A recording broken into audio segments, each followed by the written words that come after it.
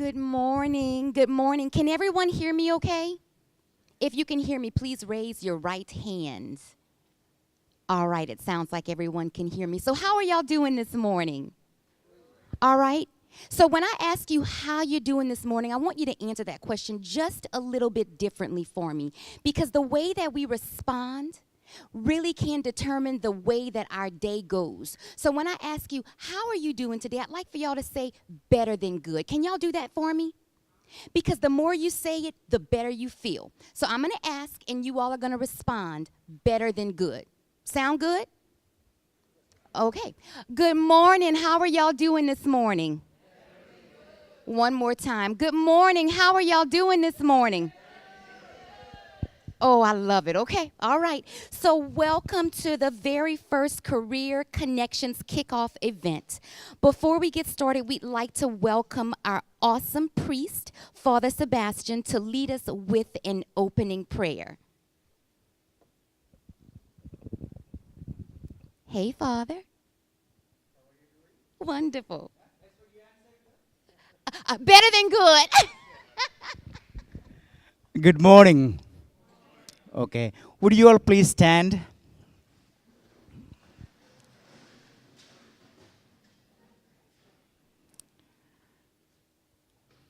Let us place ourselves in the presence of God.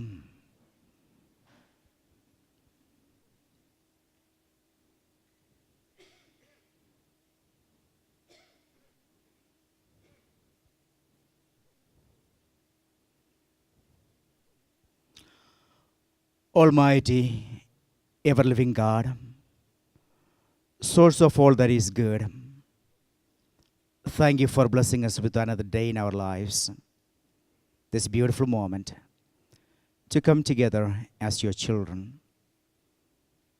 Jesus, you have a special place in your heart for the little ones, these young people, as they seek direction and guidance, and as they want to use their gifts and abilities to become better citizens who can serve their families, their communities, and the world. I ask your blessings upon them.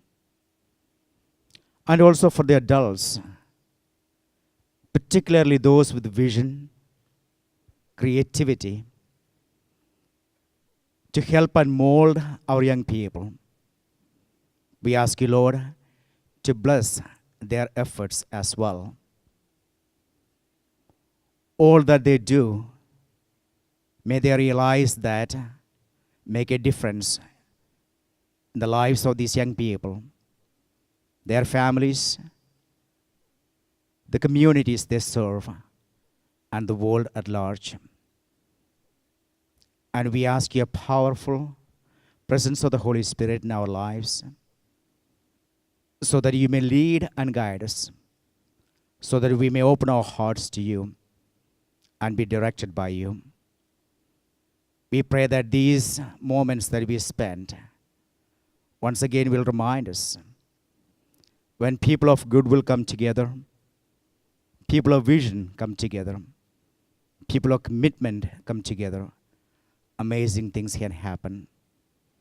And we place ourselves before you and ask you to lead, guide, and bless us.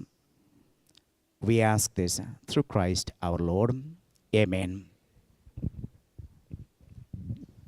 Thank you, Father. So good morning again. I am your mistress of ceremonies, Shauna Dorian. I am also the excited owner of a company called Biz Knox, where I help people polish and perfect their soft skills so that they can go out into the community, into the world, into businesses, and reflect themselves in a positive light. So it is an honor to be able to be your mistress of ceremonies for this very first Career Connections Expo. And we welcome you to the first annual Career Connections kickoff event. We are honored to have both the youth, give yourselves a round of applause. Thank y'all for coming. And the parents, give yourselves a round of applause. All right, because it takes you to get them here. We are honored to have both of you together here to support and engage in learning and development in the community and make connections that have a positive impact individually, collectively, academically, and personally. Let's begin the program by making some connections amongst ourselves. So before anybody gives me the side eye, because I know that y'all will when I say this. And I don't know, and who in here has ever heard that Drake song, No New Friends? Anybody? Okay, I don't believe that. Because if you hanging out with the same people all the time, then all you have are those same stale ideas. So in order for you to learn more things, in order for you to grow, you gotta meet new people. So this morning we're gonna challenge you to get up. Youth, young ones, get up, introduce yourself to someone that you do not know. Tell them your name, tell them how old you are, tell them what school you go to. So your name, how old you are, what school you go to, and why you came here this morning. And guess what? Parents and guardians, we lead by example. So guess what I'm gonna ask y'all to do as well? Get up, introduce yourself to another parent, tell them your name, where you're from, and something about yourself. And then once you do that, introduce yourself to one person that you don't know. Then you can come back and have a seat. So let's start this morning off by making connections, because we need people. We need connections. We need support. We have to step outside of our comfort zone, right? Yes? To grow. So stand up and find someone that you don't know. Go shake hands and introduce yourself. Move around.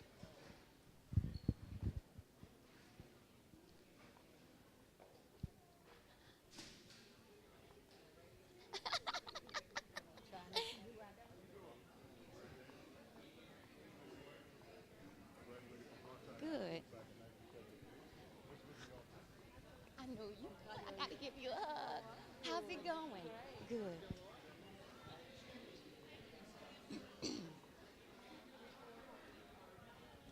I'm going to introduce myself to you. How are you? I'm Shauna. My name's Vince. Vince, so tell me about yourself. Where you go to school? I go to school at TM Landry College Prep. Good. I'm Where you actually from? Atlanta, Georgia. Oh. I used to play basketball. I can tell you're very tall. I'm so happy that you came. Lark. Oh, hi. I'm Shauna.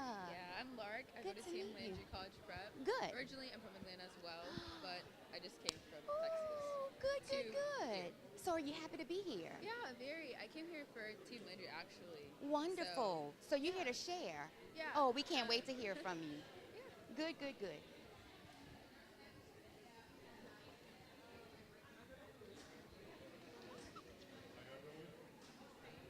I'm Greg Davis. Nice to meet you. What school do you go? Oh, how are you? Good to see you. Okay. How you doing, man? What school do Are you y'all making introductions? go? Yes. Good. That's right down the street from where I live.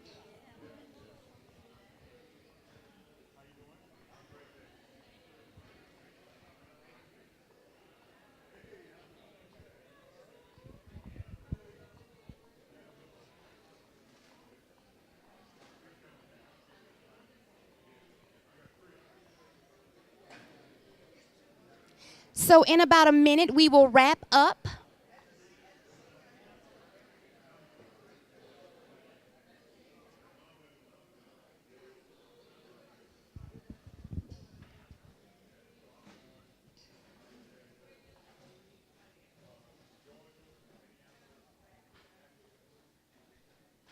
So thank you all for being willing to do this. You know, our comfort zone is our failure zone. So we've got to be willing to step outside of who we know and where we sit and what we do and open ourselves up to new experiences and meeting new people. So thanks again for participating so willingly and optimistically in getting to know each other, because it takes small connections, little bitty small connections like this that enable us to unite together and become more prepared for the opportunity whenever that opportunity presents itself, because we've always got to be ready, both personally and professionally. We always have got to be ready, right? Right. Okay, so today we have our special program guest that I am so excited about. And I am so honored that they have decided to join us today. They are like celebrities, okay? And they have decided to come with their team to share and instill with us some awesome things. So you all, I'm going to challenge you to open your minds this morning, to put your thinking caps on, to be focused, because this is not a game. Y'all are not here by accident. Y'all are not here because your mama said you had to come, right? Okay, we're going to move on. So you all are here because y'all are meant to be here to get something today that's going to help you get to where it is that you want to be. So these wonderful people from T.M. Landry College Prep are here for the kickoff of this Career Connections program. They are here to share some insight on what it takes to unite preparation with opportunity, which makes us, or which leads us to establishing lasting impressions. To tell you a little bit more about the Career Connections, I invite the beautiful Miss Jaylene Joseph, IHM Youth Congress Coordinator. Miss Jaylene? Can we welcome Miss Jaylene with a round of applause? Thank you. Jaylene, right? Yes, thank you. Thank you. And good morning, everyone. Thank you so much, Shauna, for that beautiful introduction. My name is Jalene Joseph, as she mentioned, and I am the IHM Youth Coordinator. I was designated that position this year, and I've enjoyed every minute of it. First, I want to thank our generous sponsors for their contributions and support of today's program. The Black Cafe, best coffee in Lafayette, and it's right across from the public library. Bros Mart, the to-go place for the Sunday plate lunch.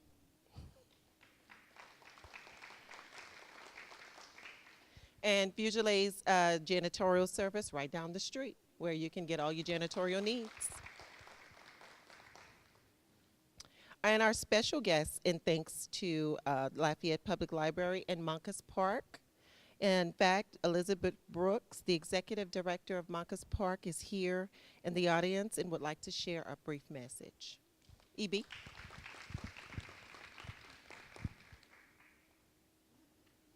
morning. I feel like I'm loud enough to probably not need this, but how are you guys doing?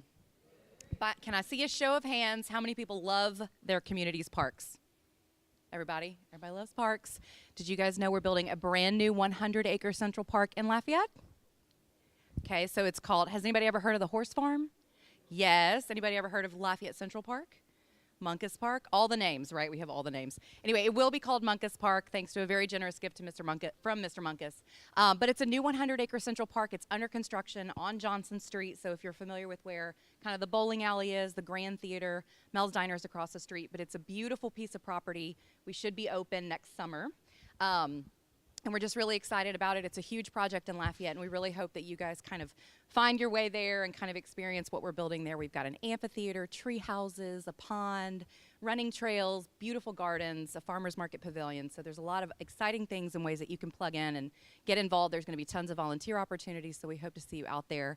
If I may, just really quickly, I think one of the things that's so inspiring, I'm so grateful to see this program come together, because I am here to tell you that you literally can create your own career, because the horse farm was one of the things that I had started in college, and it really has turned into a career that I kind of created for myself. So don't ever have a doubt in your mind that you have the ability to really create a future for yourself that doesn't really exist as the world sees it today. So I applaud you all for being here today, and I really appreciate the opportunity to talk about Moncus Park. So y'all have a great morning. Thank you so much. I love that message. Create your own career. That's beautiful. All right. Just to talk a little bit about Career Connections.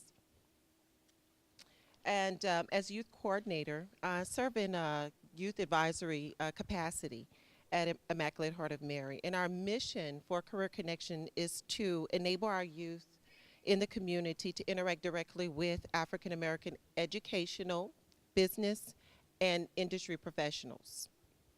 This year, we focused much of our efforts on engaging and empowering youth to become leaders in the community and also in the parish as well. So we competed as youth in the community and in the parish. We competed in a STEM project. It's the Congressional App Challenge competition, where they learned how to code and create their own computer applications. Very interesting program. This is just the start of many things at IHM that we're engaging, and we're finding opportunities to engage with our youth. The goal of today's kickoff is to get you excited, all of our youth here and our parents, about Career Connections. The kickoff is just the beginning of our formal program for Career Connections that will begin in 2019. So today we have a phenomenal panel of speakers we welcome here. They'll share their own personal stories and what it means to unite, preparation, and opportunity. So thanks for coming out this morning, and I hope you enjoy the program. Thank you. Thank you so much. So I also want to share with you all something about Miss Jaylene, that her ministry, the Immaculate Heart of Mary Youth Congress, is actually hosting this event. So thank you all for hosting this event for us, Miss Jaylene. We appreciate that very much so. So are y'all ready to get into the real deal? Are you ready to get into the meat and potatoes? So we're about to get into the meat and into the potatoes of all of this stuff. I want to make a few introductions. First, I would like to invite Mr. Greg Davis to come on to the panel and share some information with you all. Mr. Greg Davis is TM Landry. He's on the board of directors for TM Landry. Thank you so much, Mr. Davis. Thank you very much. Okay, I have 10 minutes. All righty. You're about to hear from the people that founded TM Landry College Preparatory Academy and some of the students of TM Landry. And what you're about to see is that all that you have been conditioned to believe about yourself as a young black child is only a myth. That you are capable of the highest academic achievement that is possible for a human being. The story that you're about to hear from TM Landry is going to be a story about your worthiness as a human being and therefore your capability as a student. Your worthiness as a human being and therefore your capability as a student. In America, you are conditioned because of racism to believe that you are not capable of high achievement. So therefore, expectations in Lafayette for black students are the lowest in this area. So for instance, at J.W. Falk, only 13% of the students at J.W. Falk perform at grade level. At Northside High School, the ACT score is only 16. But yet, your parents and your grandparents in Lafayette get up in the morning, go to work, go to church, have family activities, and nobody is outraged by 13% of students at J.W. Falk performing at grade level and an ACT score average of 16 at Northside High School.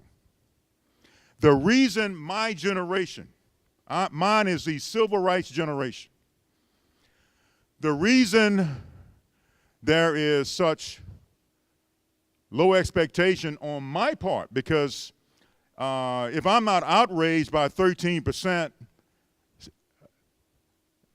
grade level performance at J.W. Falk, if I'm not outraged by 16 ACT at Northside, as a 63-year-old man who comes from the civil rights generation, then I must believe that black children are not capable.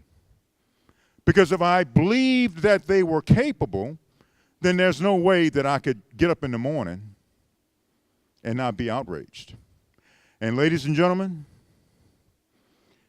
black adults, my generation, younger, your parents, we are not outraged. So, there's nothing that we can do about that. Because God knows that I've tried to get my generation to come to the table and go to the school board meetings to demand better for our children. And they did not show up. So at the age of 63, I'm at the point where my generation and your parents, that would be my son, I'm at the point where I don't think that there's any possibility that their minds are going to change. We do not think that you are capable of the highest academic achievement. Bottom line. My generation and your parents, as a collective group, I'm not saying that there are not any. God knows I'm one of them that believe that you are. So I'm not putting every single person, but as a collective group, my generation, your parents, do not believe that you are capable. Therefore, in Lafayette, we get up in the morning, your parents and your grandparents, and everybody is just going along with the day as if everything is okay. So J.W. Falk, 13% grade level performance. Northside High School ACT score of 16. And then every single evening, it looks like we have black youth killing black youth. And my generation and my son's generation get up in the morning, everything's fine. The reason we get up in the morning and everything is fine is because we do not believe that you are capable of the highest expectations. In 1991, I started a Boy Scout troop here at Immaculata Mary. And we said that our Boy Scout troop is going to be the best in the United States of America. So at the age of 10, these were Weeblo Scouts. We said that you are going to be trained to go to the Grand Canyon and backpack the Grand Canyon from the South Rim to the North Rim. Only about 1% of Americans do that. And when you look at black students around the country, it's probably close to 0%. Over a 2-year period, these 10-year-old students learned how to survive in the outdoors with only the things in a backpack.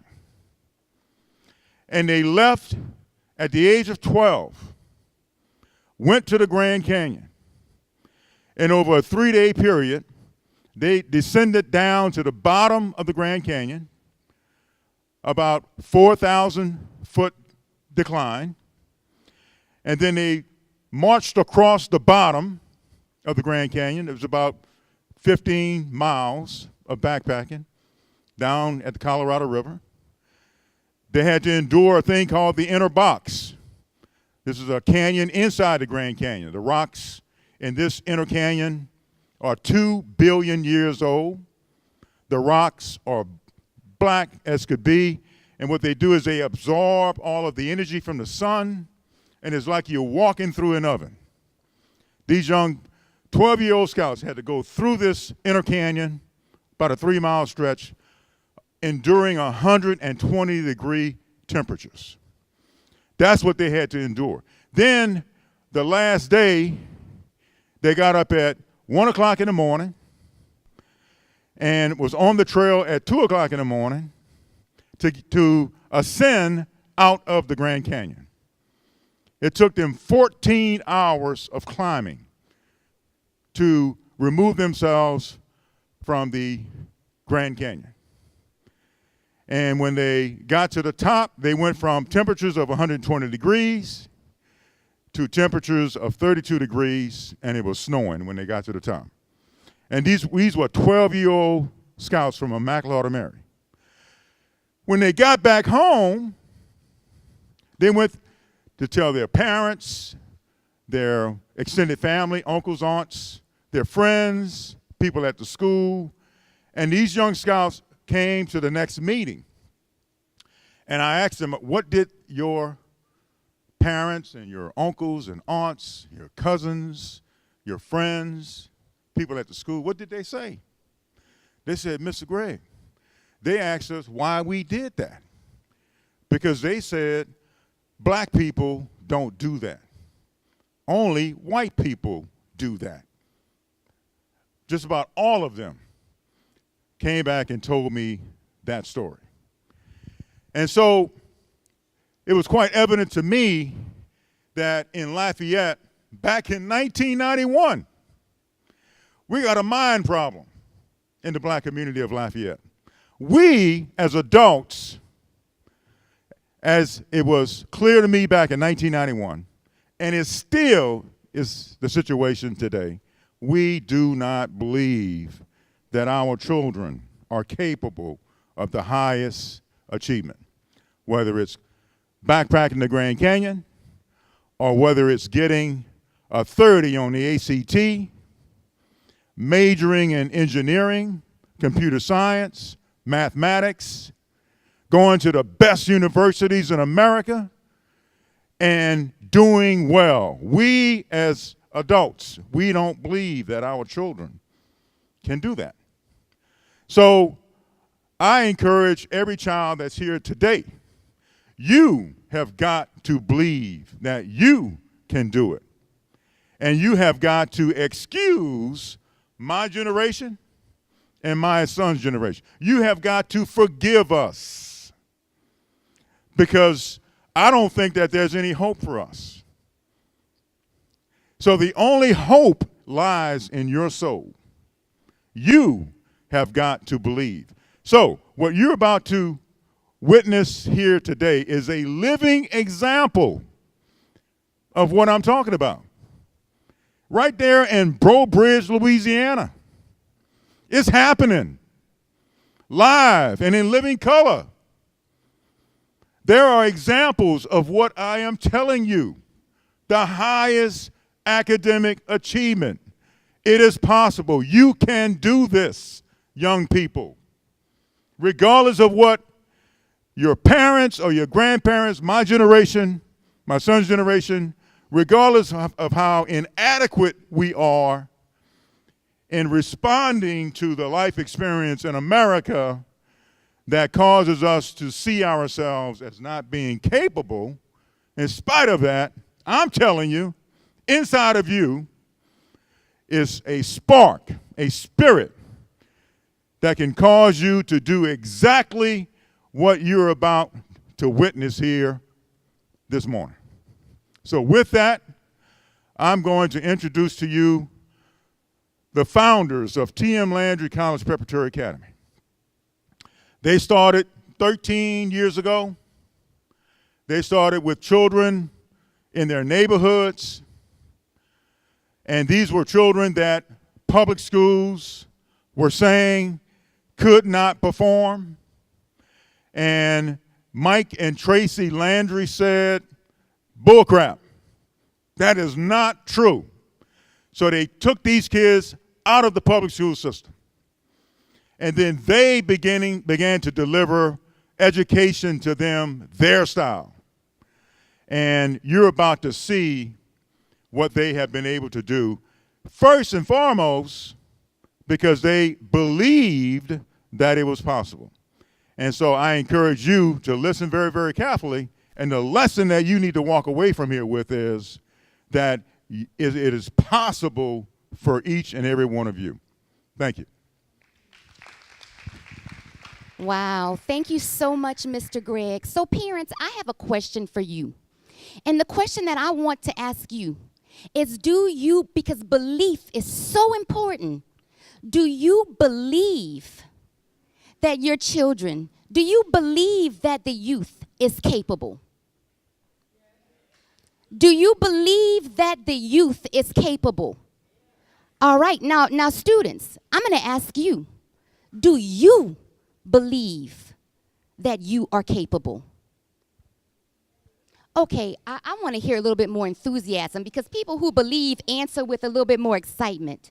So do you believe that you are capable? All right, so here is my challenge for you all today. Parents, we are so quick to share with people information that we are so excited about the have and the have-nots. We are so quick to share information about The Voice, about Empire. I am going to challenge you to share with your peers the information that Mr. Greg just shared with us on those test scores that we see in the schools in our neighborhood, and to inspire them the same way that Mr. Greg inspired us. Instead of inspiring to watch the have and the have-nots and Empire and The Voice, let's inspire them and inspire ourselves to get more involved in our children's schools, and to make sure that other parents are as pumped up as we are about the information that Mr. Greg just shared. That was jaw-dropping to me. I'm a graduate of Northside High School, and now I feel convicted that I need to do more, because I'm saying if I don't, that it is okay that Northside only has a majority of the students making a 16 on the ACT. What college can we go to if we're doing that? How can we further our education? So the question is, how passionately do you believe? Are you willing to start sharing this information with your peers, young people? We gotta do better. We gotta do better.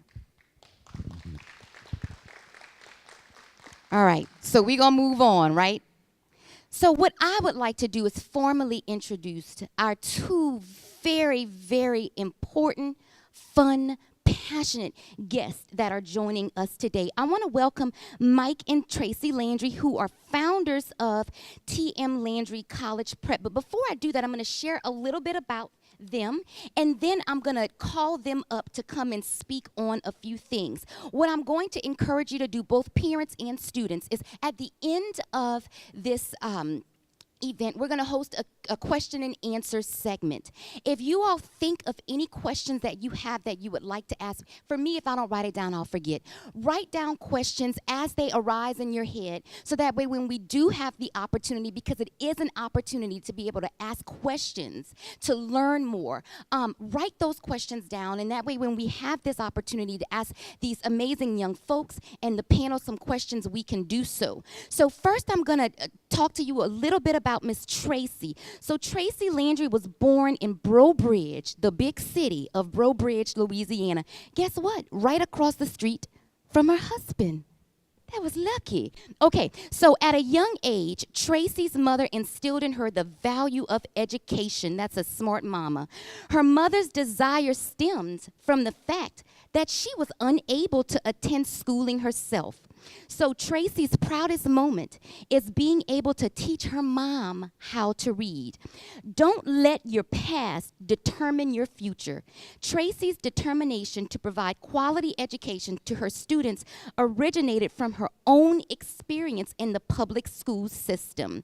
She performed poorly in high school until she encountered a teacher.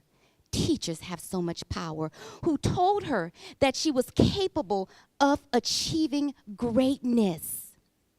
Awesome message. His words gave her the confidence she needed to change the trajectory of her life. The experience she had with her high school teacher gave her the insight to what it takes to make children, young folks, succeed.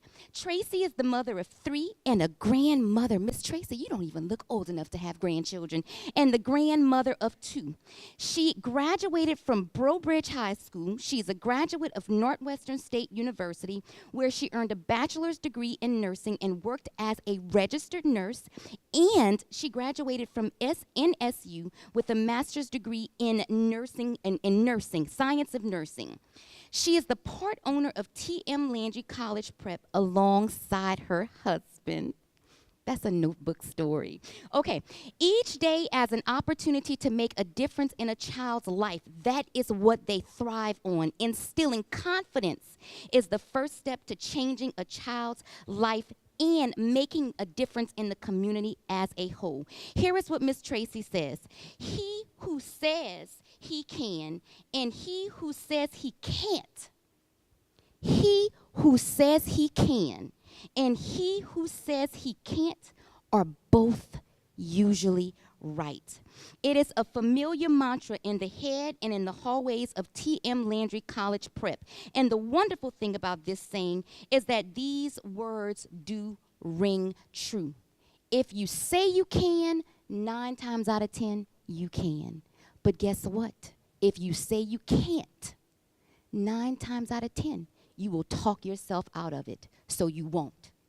Right? So, Miss Tracy, that's an awesome story. Really quickly, I'm going to talk about Mr. Mike Landry, and then I'll call Miss Tracy. I'll call you up to share your story. So, Mr. Michael Landry was born January 12, 1969. That wasn't too long ago. In the big town, which he calls the tiny town, of Breaux Bridge, Louisiana. Here is what he said.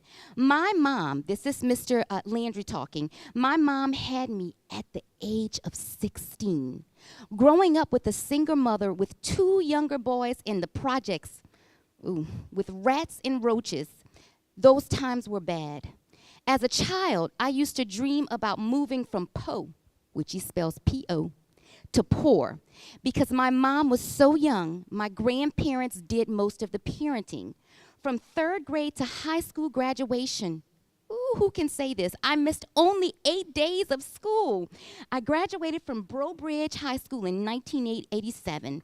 I am the only male to graduate from college from my great-grandparents' bloodline. I served in Iraq, thank you for your service, during the Desert Storm with 15 Evacuation Hospital in 1990. I earned a business degree in communications from the University of Southwestern Louisiana in 1992. Michael is the founder and the executive director of T.M. Landry College in Breaux Bridge, Louisiana. T.M. Landry is a school Michael and his lovely wife, Miss Tracy, of 18 years, started this school 13 years ago in the kitchen with only their son and 5 other students. Michael's passion and love of teaching stems from his belief that, guess what? Anyone can learn. You just have to know how to motivate students. That makes teaching easy. T.M. Landry College Prep has enjoyed many successes along the way. 100% of T.M. Landry College Prep graduates get accepted into 4-year colleges. 100%, okay? 33% of T.M. Landry College Prep students have been accepted into Ivy League university schools or Stanford. T.M. Landry has also been featured on the Ellen DeGeneres Show. Okay, I added that because I had to. 68% of T.M. Landry College Prep graduates have been accepted into top 100 into the top 100 universities. So without further ado, I am going to introduce to you the lovely, the talented, the giving, the passionate, the beautiful Miss Tracy Landry.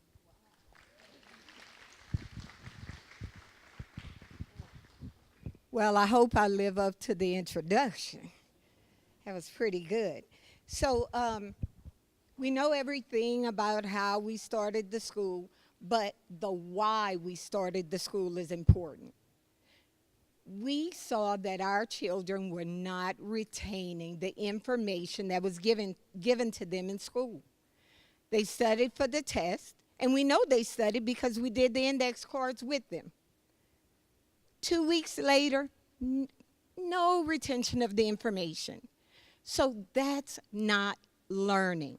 Learning is to impart knowledge and to be able to retain that knowledge. And the learning was not occurring.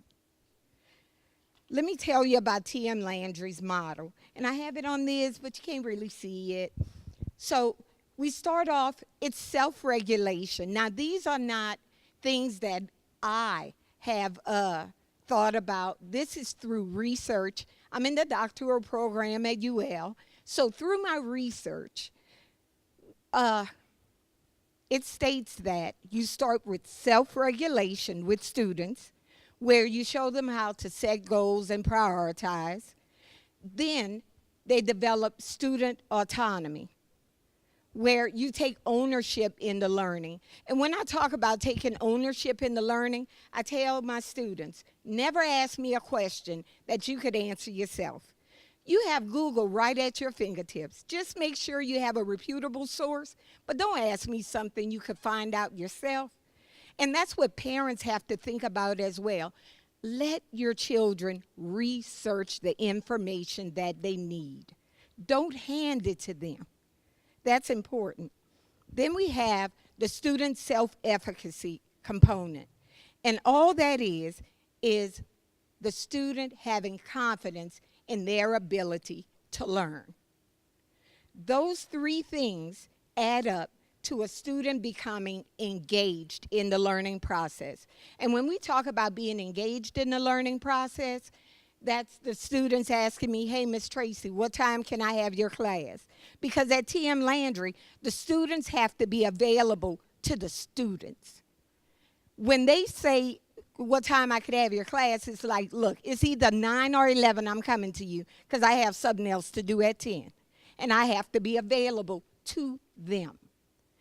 Now, when we talk about self-efficacy and the engagement component, that means that you're engaged inside and outside the classroom.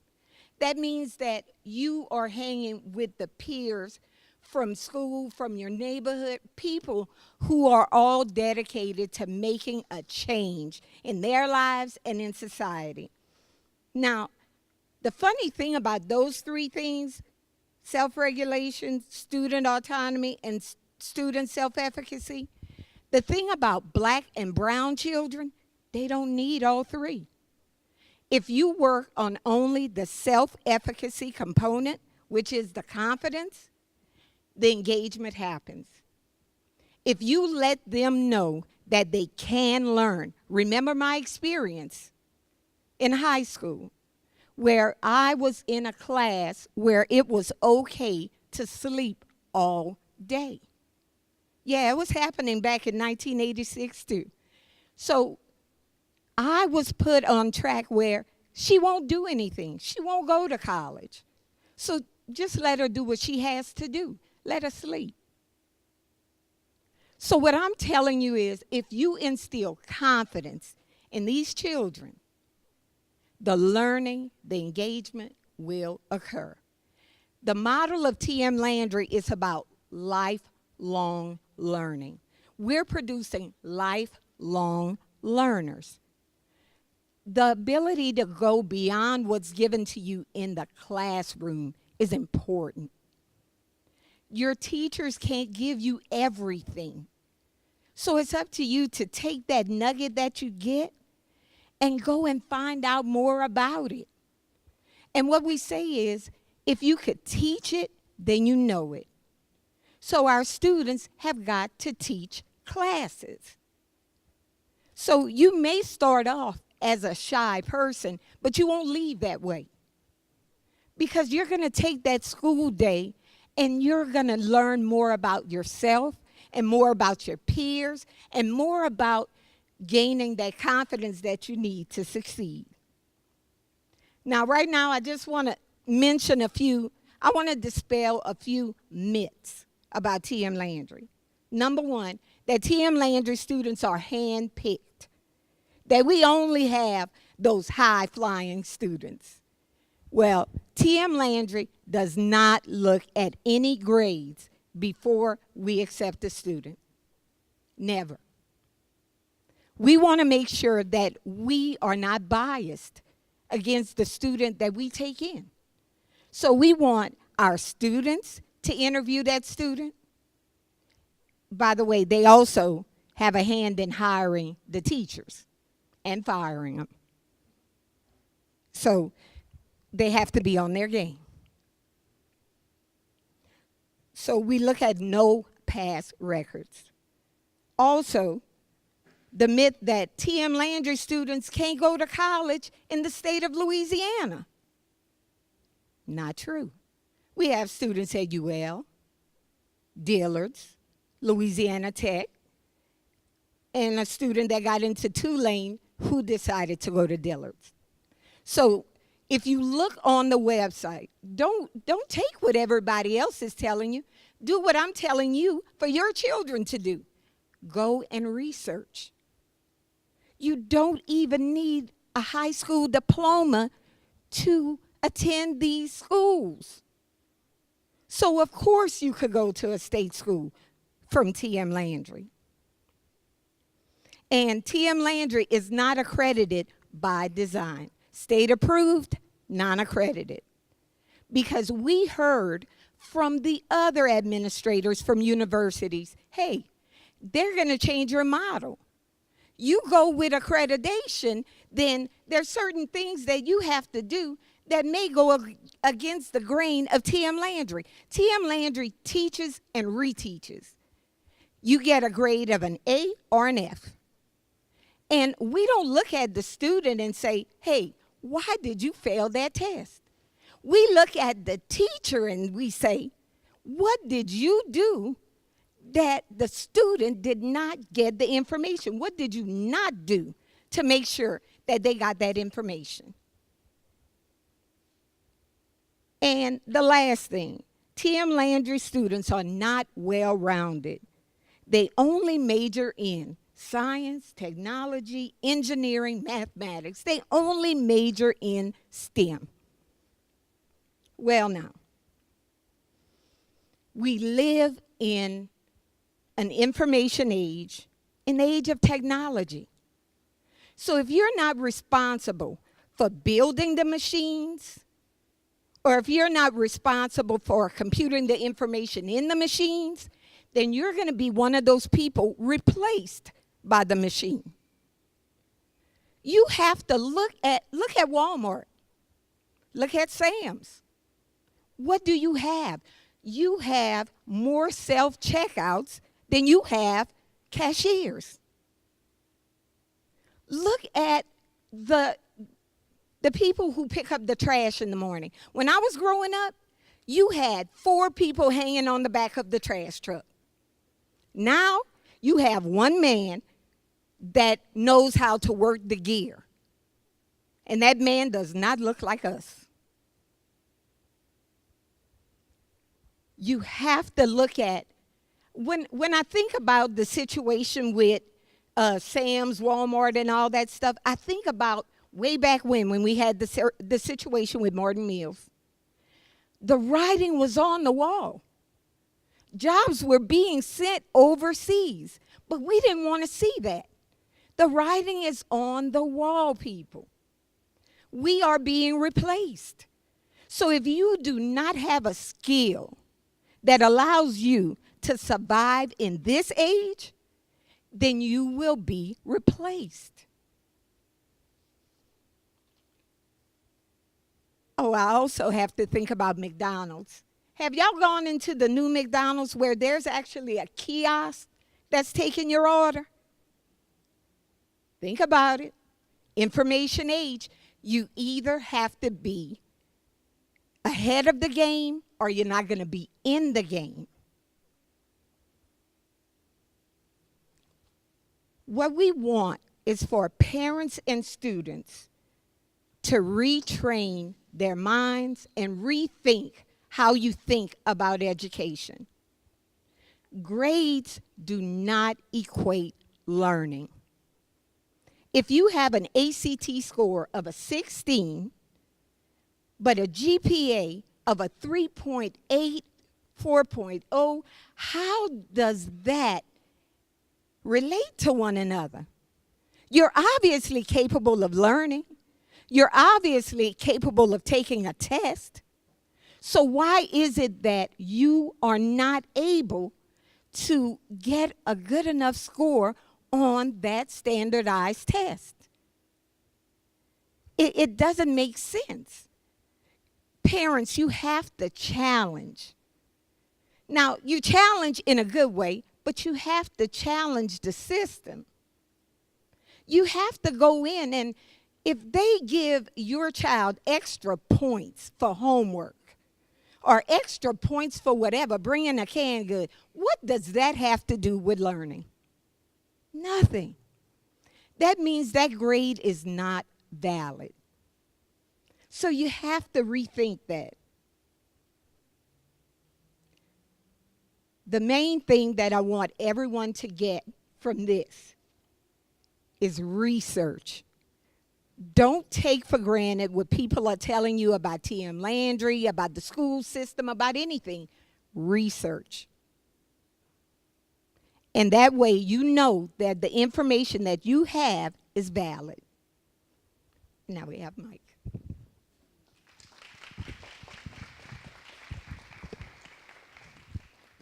Good morning. I'm not going to use the mic today because I'm sick and tired of being sick and tired. First of all, let me bring the pain. People, you need to know that you have to go to the next level. Stop selling for nothing. The school systems will tell you these things. You don't need all these things that they're telling you.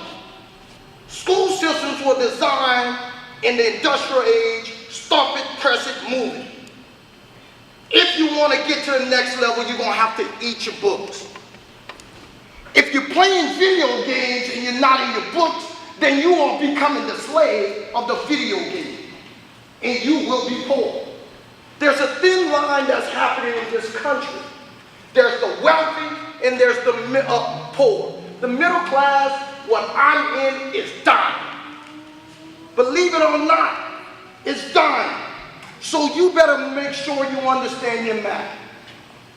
If you graduate high school and you are not ready for calculus, you are in trouble. Why play for the team when you can own the team? If you don't eat your books, you're going to prison. Stop buying Michael Jordan shoes. He's sending black people to jail. You better eat up and master your equipment. Read every day. Understand economics. So here's Tamlin. I grew up dirt poor. My brothers were some of the best drug dealers in our area. They didn't have any money. I didn't. My middle brother is dead, and my baby brother spent more than half of his life in prison. You know why? Because the school system never taught him how to think. I'm not talking about the teachers at school. The teachers at school know what they're doing. It's the system that's preventing you from getting to the next level. It's the system.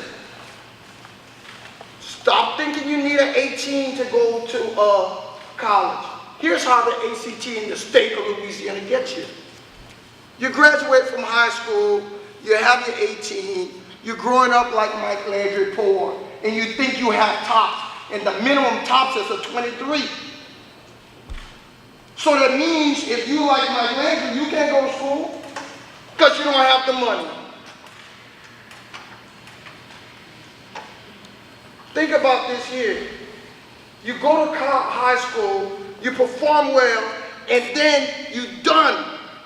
I like going to graduations at the Cajun Dome. And I watch students smiling, yeah! And then when they come out from the side, that light hit them and they're like, oh my God, what do I do?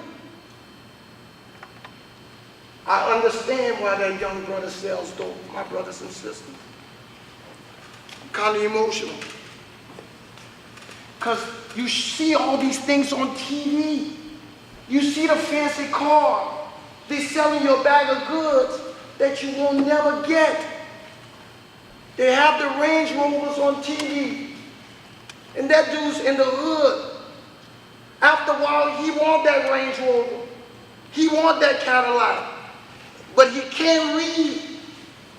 He can't write.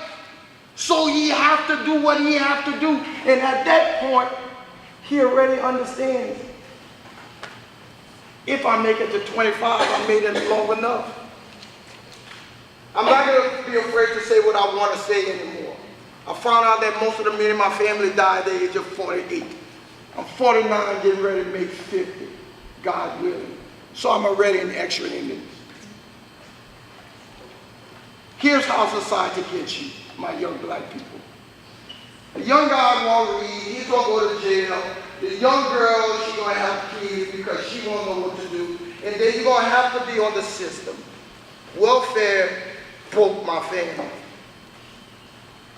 Because most of the women in my family were not educated, and most of the men in my family were in prison. I grew up on West Fontaine. I graduated high school in 1987. I graduated college in 1992. Hundreds of young black boys have graduated after me.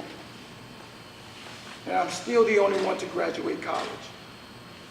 You said you wanted to go to school to be to be a chef.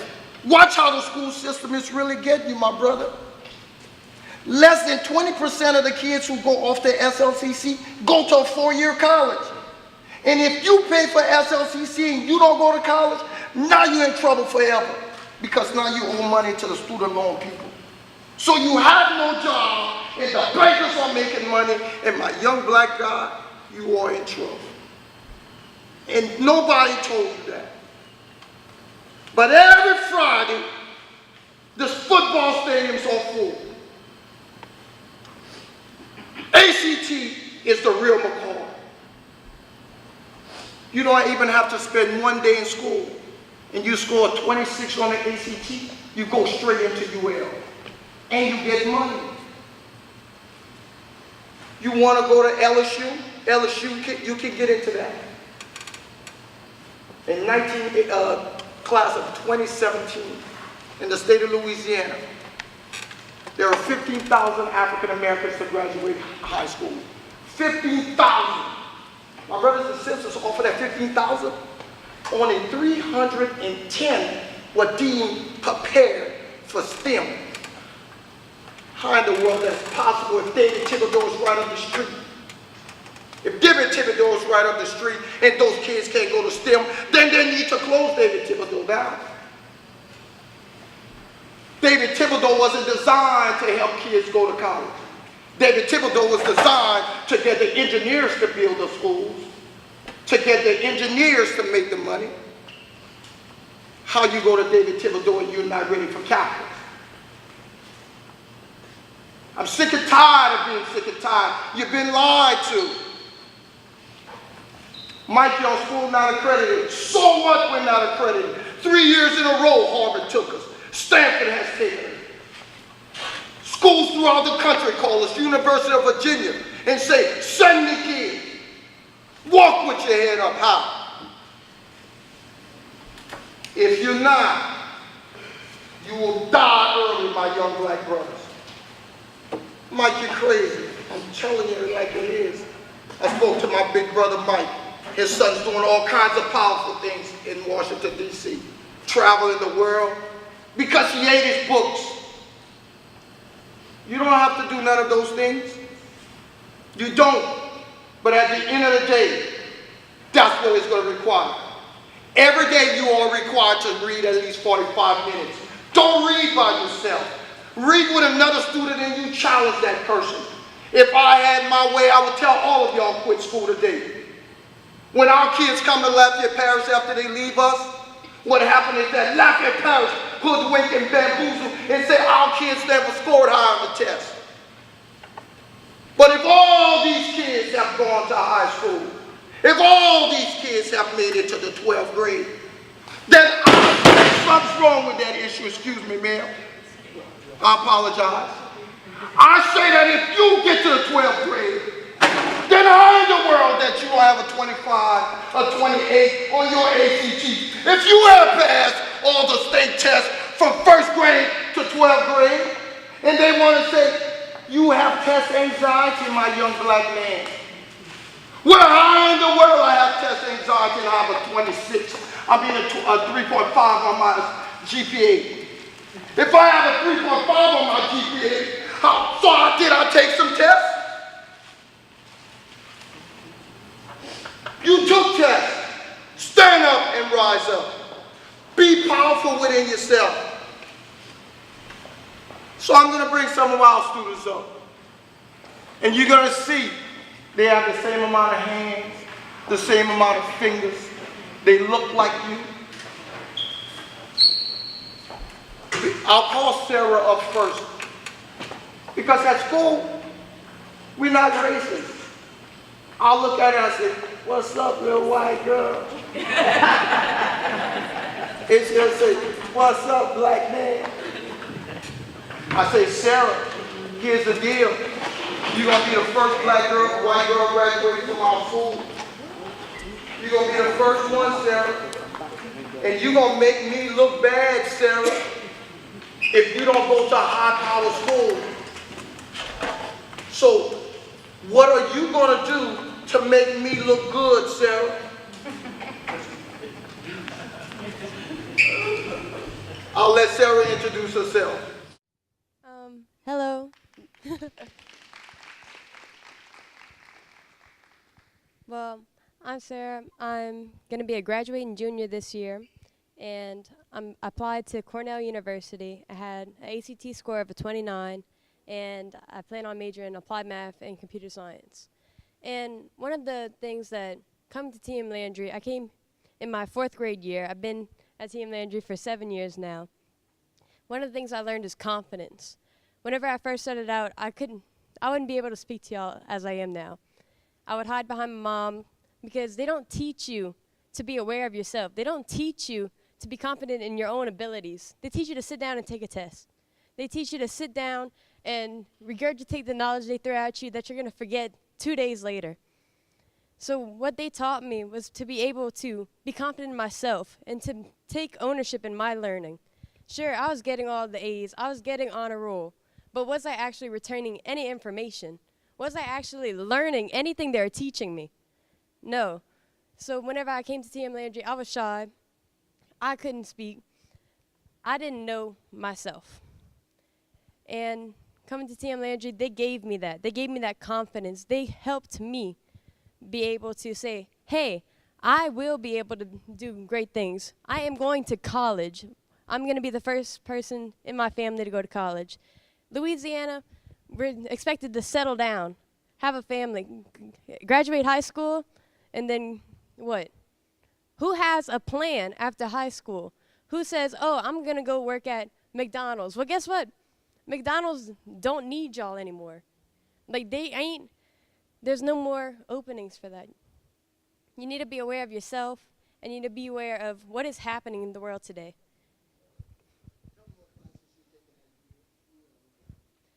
I took Calculus 2 at UL, and I got an A in Calculus 1. I'm 16.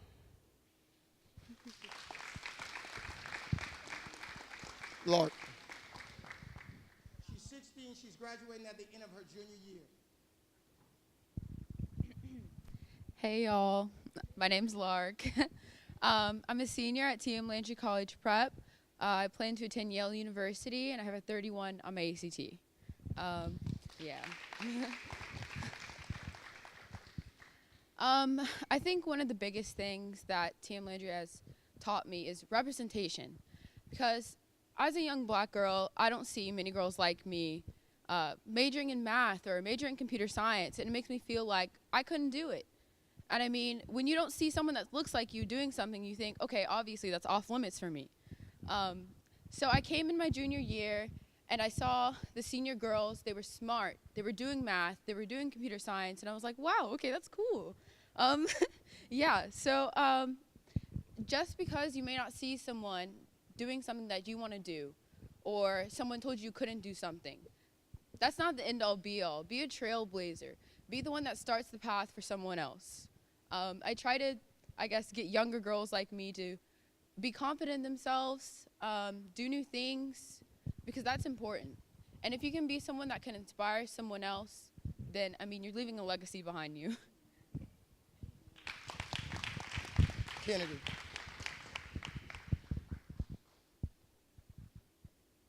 Hey y'all.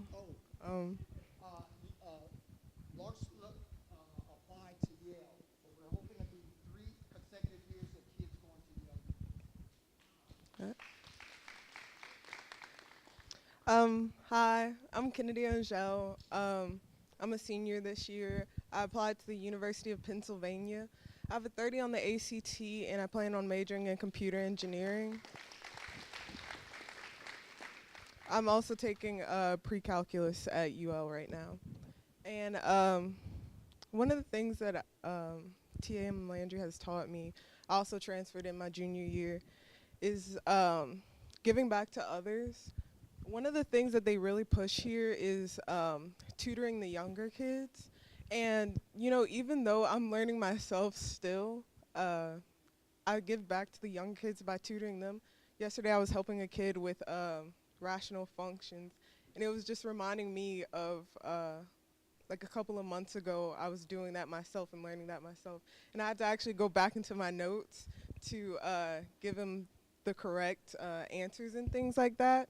So giving back is a big thing of the school.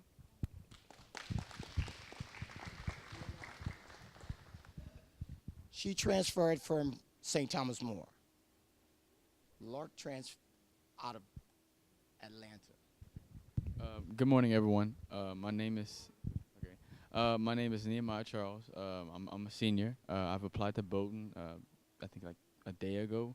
I apologize. I applied to Bowdoin a day ago, sir. All right. I applied to Bowdoin a day ago. Right now, it's the number 3 liberal arts in the world. I have a 25 on my ACT,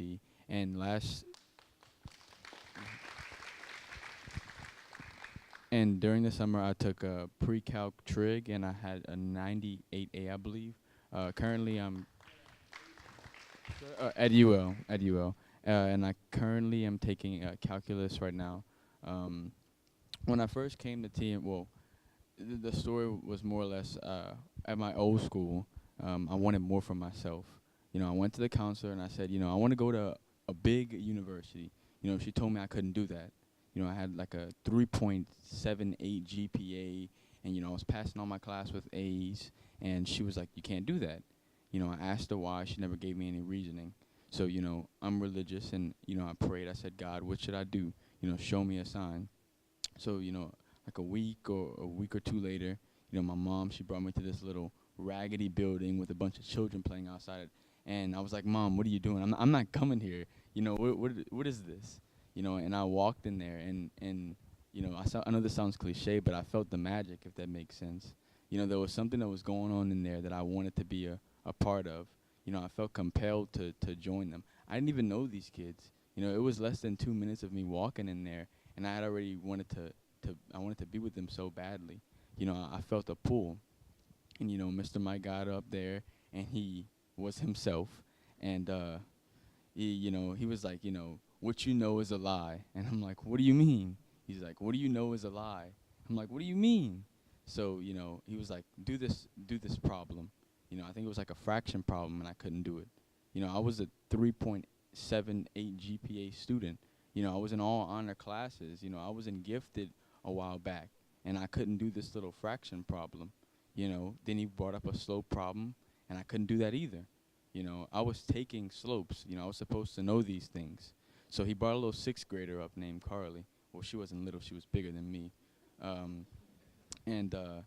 You know, she did the problem just like that. And I was like, what? You know, how can I not know that? Why should I not know that? So, you know, I instantaneously made the switch. You know, and ever since I've been there, I've learned so much more. And, you know, it kind of upsets me that I see all my other peers with higher ACT scores, and it seems like they've achieved more. But I'm very satisfied. I shouldn't say I'm satisfied. I should say that I've done all that I can, and I'm where I'm at. You know, in spite of the fact that all of my other students they're seemingly above me, I continue to push, and that's a discouraging feeling.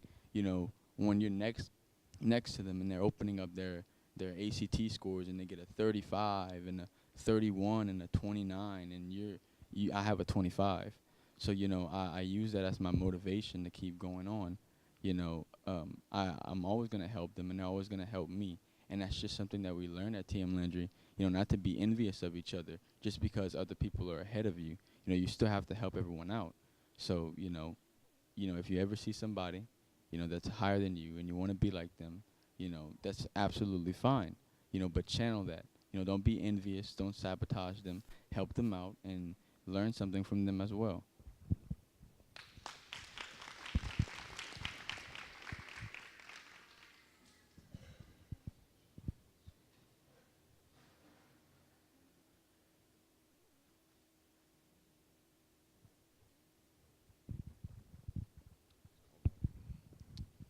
Hello. Uh, Good morning, y'all. My name is Vince Graves. From Atlanta, Georgia. As y'all can see, yes, I'm big. Yes, I'm tall. Before you ask, I did play basketball. And actually, that's probably one of the biggest things about my story is the fact that I played basketball for a big school in Atlanta. We were a sports school. We didn't really care about academics that much. I think we've had 10 Ivy League students in the past 20 years or so. And I think TM Landry's had almost that in like 5? But 3 years. Yeah, 3 years. But my school has 6,000 kids in it. Any of y'all know Atlanta, fast paced, it's a lot of kids, it's a lot of people. Atlanta's huge. I wasn't a regular kid. I was 6'2" in 6th grade, and people saw me as an object. People saw that as something they could take advantage of. Coaches didn't see me as a kid that wanted to grow. Coaches saw me as something that, they could make a quick buck off of. They could sell me as. They could make their team better as. My parents were offered money for me to play for certain teams, all that stuff. And the biggest thing that started to hurt me was the academic probation. So academic probation, if y'all know, any athletes in here know that if you don't maintain a 2.3 GPA in school, you shouldn't be allowed to play sports, right? I don't know if it was my exact transcript, but I think I had a 13, a 9, a 7, and then I had a 99 in cooking class. That's about it. I didn't really care about school. I slept in class every day. And when my report card would come back, it would come back as 70s, 80s, 90s in classes. And my mom didn't really ask questions. My dad didn't really ask questions. It was like, okay. I mean, it's whatever. Like, it doesn't seem like I'm studying, but I didn't tell my parents. I'm like, all right. If they're going to do it, they're going to do it. And when that started to hurt me was high school. I started to realize that I didn't really know anything. I went to a summer camp for computer science. It was the first first non-basketball summer camp I ever went to. And I think I went 4 days into the camp, and one of the counselors had called home to my parents and told me that I was reading and writing at a 6th grade level. I was in 9th grade. And I cried. Like I couldn't handle it. And that's when I realized that I had to be more than an athlete. I couldn't settle anymore. I was top ranked in my class. I had all the stuff that, any kid could ever want, college offers, scholarships, all that. And what TM Landry's taught me most is that it's more than what your craft is. It's about becoming a better person, becoming a better man. I wasn't becoming a better man by playing a basketball. I wasn't becoming a better man by dunking on people. I wasn't becoming a better man by doing any of that. And I let people take advantage of me and use me for that, and use me for what I was. They saw me as an object. So I think the biggest thing that TM Landry taught me was my self-worth. I think they gave me self-worth. I didn't really have, I didn't see myself as a person. I saw myself as what someone else saw me as. I didn't look in the mirror and see myself. I looked in the mirror and saw what everyone else saw. So I think the biggest thing TM Landry taught me was self-worth, and that's something that's not in the book. So. Isaac. My young people. Hi, my name is Isaac Smith. I'm a senior here. I applied to Columbia University in New York. I plan to major in aeronautical engineering and space physics. It's on? Oh, my bad. I applied to Columbia University in New York, and I plan to major in aeronautical engineering and space physics, and I currently have a 31 on the ACT.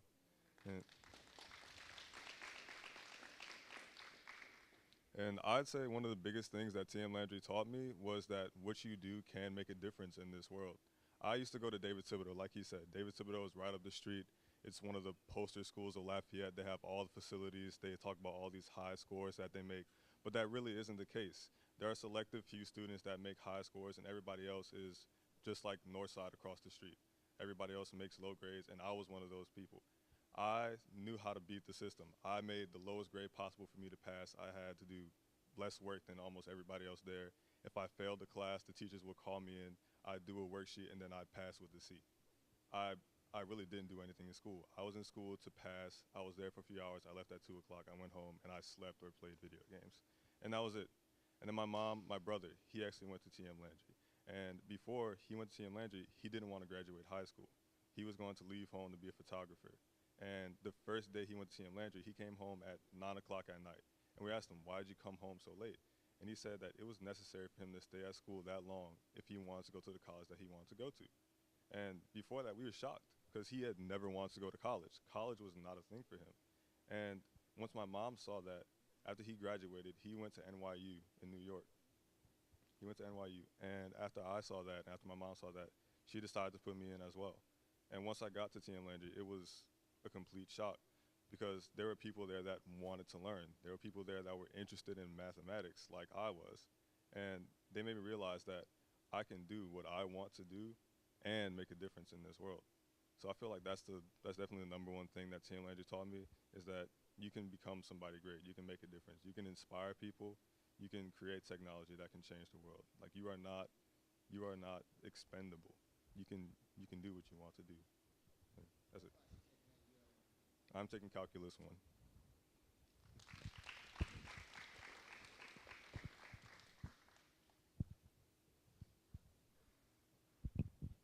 Good morning. I'm Jose Ned. I'm a graduating junior this year. I applied to Brown University, and I have a 31 on the ACT, and I took Calculus 2, Biology, and I took Calc 1 during the summer.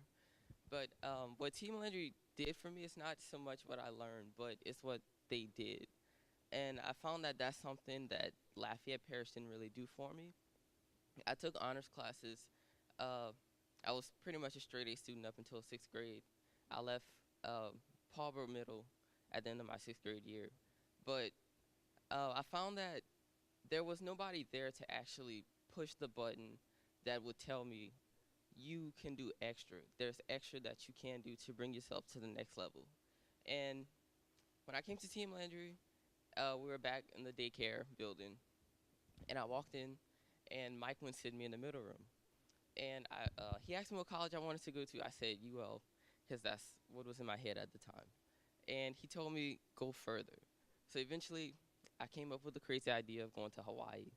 But eventually, I moved on to other schools, Harvard, Cornell. Then I ended up at Brown.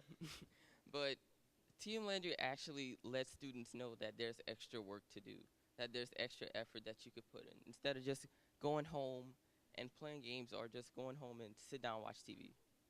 And I found that that's really the thing that stops students from excelling at the next level. But it's been a great time at TM Landry. I mean, gotta graduate, gotta leave, but it's great to be with such a great group of people.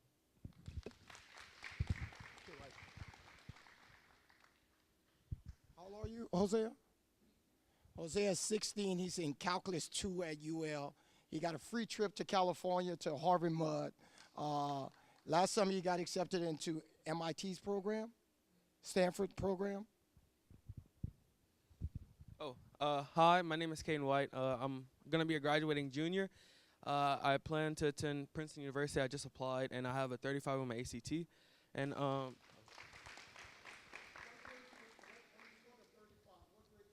I was in the 10th grade. Yeah. And also attended the Harvard summer program. So I was 7 weeks on campus, and I took calc and computer science. So yeah, but the biggest thing that TM Landry taught me is just basically self-worth, because, you know, I came in the end of my 8th grade year, and sure, I was an A, B student, but I really didn't care about school, you know what I'm saying? All I did was the bare minimum, you know. I know you could do bonus points, but I knew I didn't want to do that. I just wanted to do the assignments that they gave me, do that, and go home. But really seeing what the school offers or what there is outside, you know, I feel like it's almost like we're in this bubble. You know, the Southern hospitality thing, of course, you know, we kind of just want to stay down here and, you know, stay with our family. But just seeing what's outside, you know, with seeing what's out there, you know, in the Northeast and, you know, all the way on the West Side, you know, just seeing what's out there can warp your mind, just change your mindset, you know. Because coming in the 8th grade, I didn't know what I wanted to do. I didn't know what college I wanted to go to. More than likely, I was just going to go to UL, go home, you know, do me. But just seeing what's out there, you know what I'm saying? And just to say that you guys are out here, you know, you're doing almost better than me. Because I know in the 8th grade, if my mom told me, oh, they have this career connections thing, I would have been like, oh, can I just sleep in? You know, just being here at 9 a.m., you know, that's a big step up for you guys, you know, and I'm proud of you. But, you know, just be aware, you know, just talk to yourself, you know, really see what you're capable of and what, you know, you have to offer. Because schools around here don't really tell you what you can do. You know, they say, oh, you can go play sports, oh, you can go to class. But most of the people in the school really don't want to do that. I know me, I just kind of slept, I kind of goofed off, and that was all, you know, and I still passed, so. I'm going to move real quick because I know we're running out of time, and I'm going to introduce these guys. I want to say something about K. White. K. White has a 35, taking calculus, doing all these things. And during the week at school, I said, man, you slacking. And he looking like, dude, I got a 35. What you talking about? I'm like, you see you're getting on my goddamn nerves. Because you have a 35 and you're chilling. I'm like, you're getting ready to go compete against the best of the best. So I'll say real quick, he just came in, Elijah. Elijah used to be at David Thibodeau. What's your ACT score now? 32. His composite score is a 32. I saved the best for last. Stand up, say your name. My name's Xavier Atkins. And what grade you transferred to us? What grade? Senior year? Yeah, it's my senior year. Senior year. I won't say the school. What college you gonna apply to? I plan on applying to Morehouse. Okay, he plan on applying to Morehouse. When he comes to school from the other school that he used to be in, you know, he was like, oh, I'm just chilling, had good grades. I look at his ACT score, he's a senior. I'm like, what?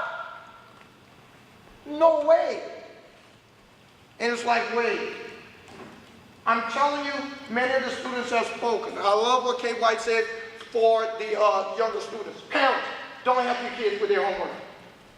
Don't help your kids with their homework. That's the kiss of death. At TM Landry, we don't even believe in giving homework. That's it, because say it again. Let me explain what the system's saying.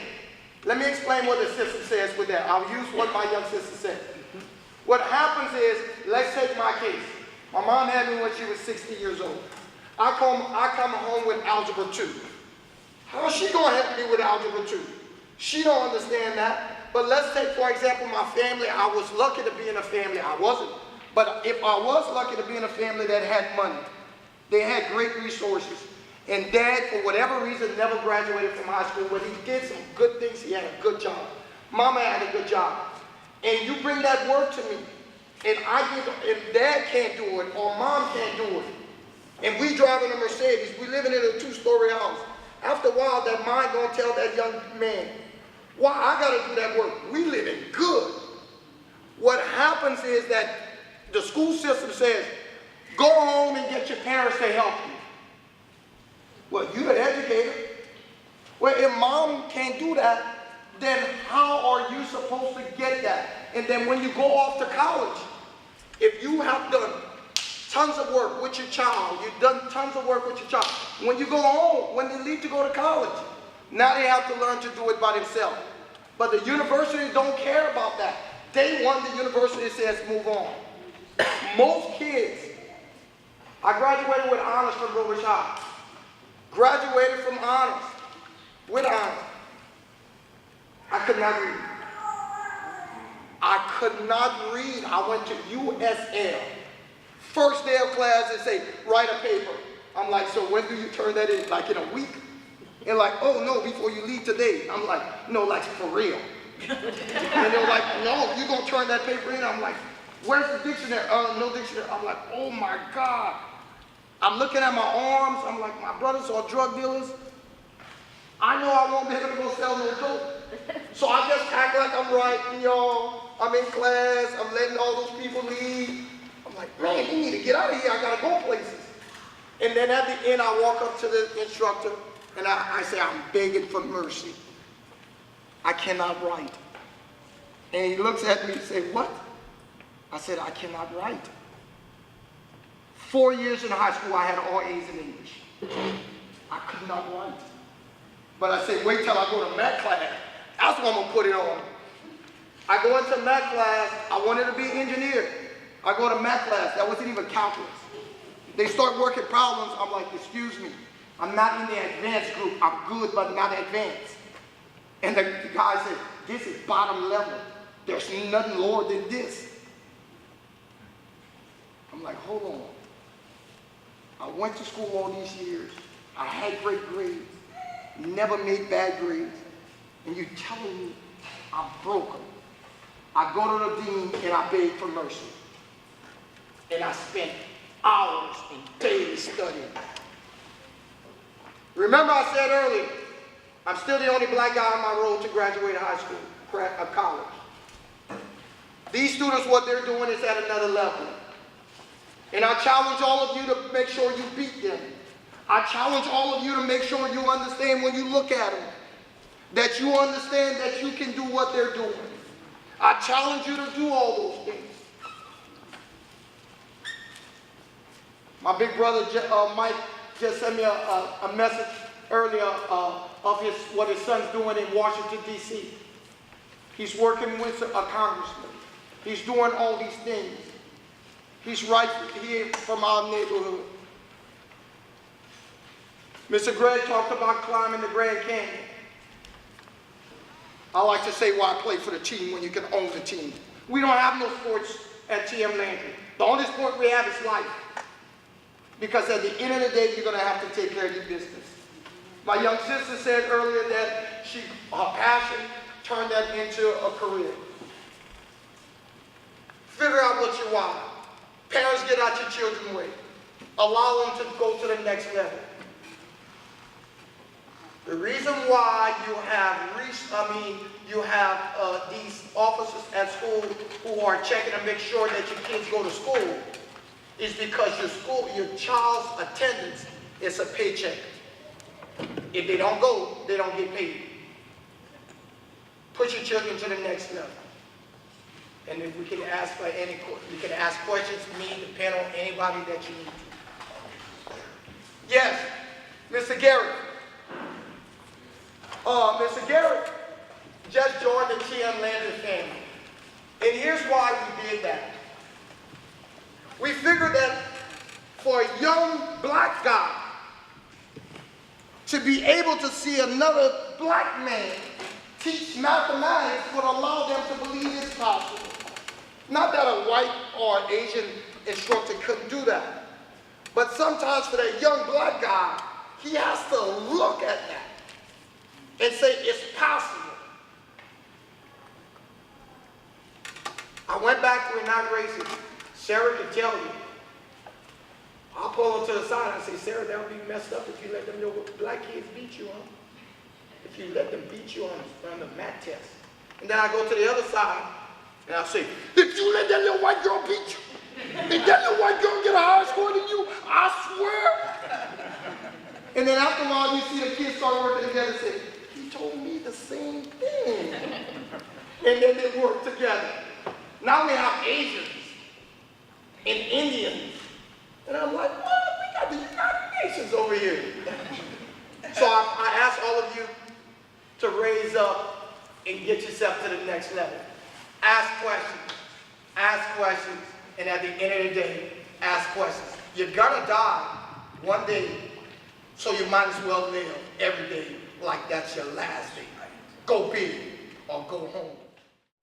Amen. Thank you so much. You can tell he believes in what he's talking about. Thank you both so much. Thank you to the young people who have come from TM Landry to share your story. So let's give everyone, again, let's give the speakers and the students, let's stand up and give them a round of applause, guys. Thank y'all very much.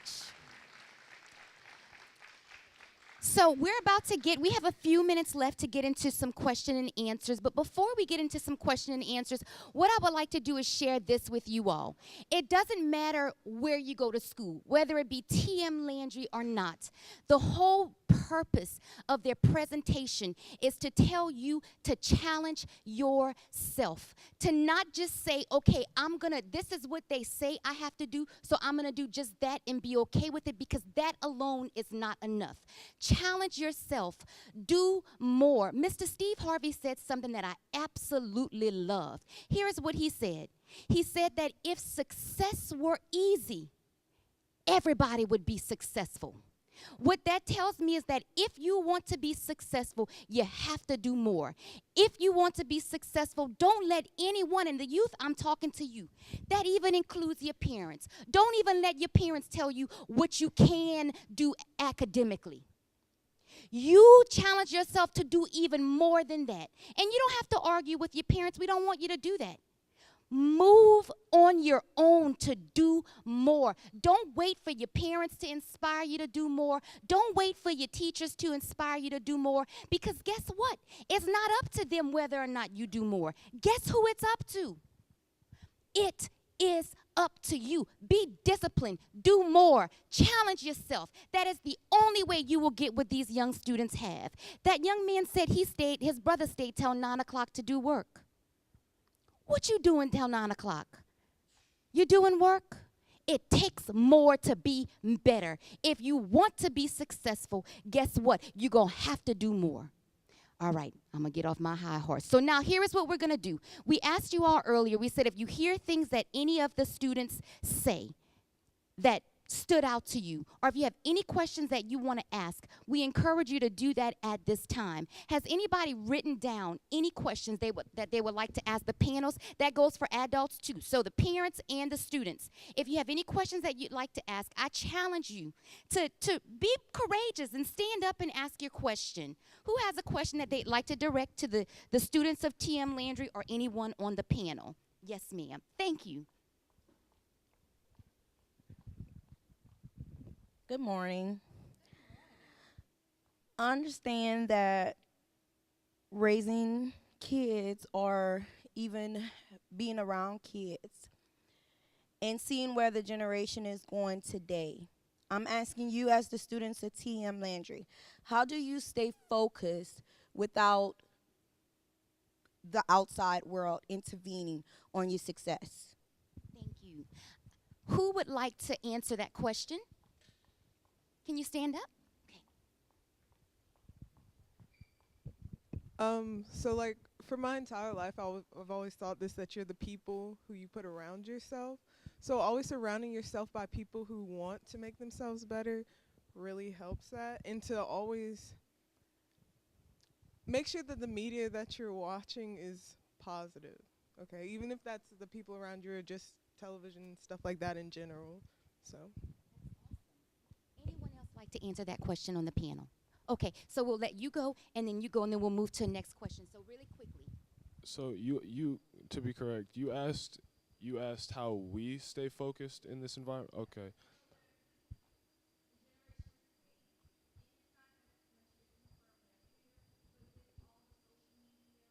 Oh yeah, definitely.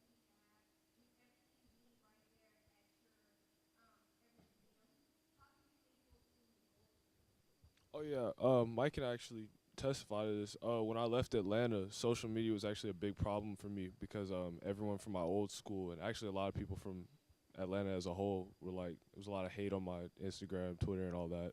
But to stay focused, really, sometimes you just have to be able to disconnect from things that are just gonna hurt, that you know are gonna hurt you. So if you see something on the internet or even a person, like in person, because you can disconnect from a person in person. So it's like an unfollow, but in real life. So you just gotta like, sometimes you gotta step away from people who you know are gonna be detrimental to you. So I know that being around the people at TM Landry, just like she said, surrounding yourself with powerful people, you're gonna become powerful eventually. I think that's the biggest step to it. I know for me, a lot of it is being able to have the long-term vision. So even though there may be distractions or, other kids going to homecoming or prom, I see the long-term vision. Where will I be in about 10 years by making the sacrifices that I am today? And also, we have motivational meetings with Mike. He's reminding us to stay on task, or he might send us motivational videos. So that in combination with seeing my peers working hard really keeps me on my game. Thank you so much. So it's so important that we remember that our input, what we put into our brains, is what we display, is our output. And our brains are like sponges. So the people that we surround ourselves with, if they're inputting into our brains garbage, guess then how we act. Ooh, ouch. We act like garbage if that is what they are instilling in us. So we've got to be careful of the company that we keep, because our friends will either encourage us and help us to move forward, or they'll discourage us and stopping us from reaching our goals. In addition to that, parents, I want to challenge you that if social media is a problem, to put a cap or a limit on social media for your children. You are only allowed from this time to use it. And that's it. And sometimes it does take that discipline and disconnecting them so that they can stay focused on their goals. Okay, another question. Who in here has a question that they would like to ask, either to the panel or to the students? Anyone? All the information that y'all heard? So, okay. Okay. So I like what you said when you was in front of me. I'm going to tell you that. I like what you said when you was in front of me. Because I'm in school every day, and I never imagined having a 3.0 on my first report card. And, there are people out there that need to try. Why are people out here not trying for themselves? Because I looked at most of the other kids' report card, and I'm like, what you doing with yourself? Why is you in school anyways if you don't want to try? Because being at Northside is not the way you think. They got kids at our school who actually did make it somewhere, but we got other ones that is just in school like don't try for themselves. But I mean, I want it for myself, and that's why I'm pushing myself to be the way I am. So thank you, Mr. Mike. Thank you.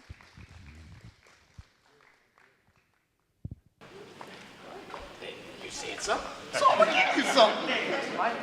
I wanted to say something about what this brother was, he just said, so he cut me off. My thing was, in school, you're supposed to always ask questions. Always ask questions. You ask a question, they say, we discussed that already. I don't know it. I need help. Ask a question. Asking questions just got him something. Thank you, my brother. Thank you. We do have ACT tutoring on Saturdays, and it's free. My wife don't cook, so if you do come and y'all cook the night before and it's good, hook a brother up, put it in a Tupperware bowl or something like that. You don't have to bring enough up, bring some for me. Rice, beans, smothered pork chops, hey.